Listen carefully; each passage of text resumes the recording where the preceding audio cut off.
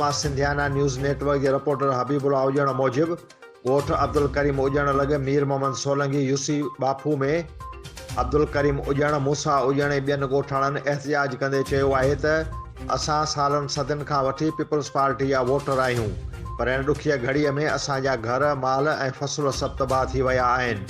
पर अफ़सोस असांखे इहो थो चवणो पवे त हिन मुश्किल घड़ीअ में कंहिं बि सियासी अॻुवान असांजी सार नाहे लधी।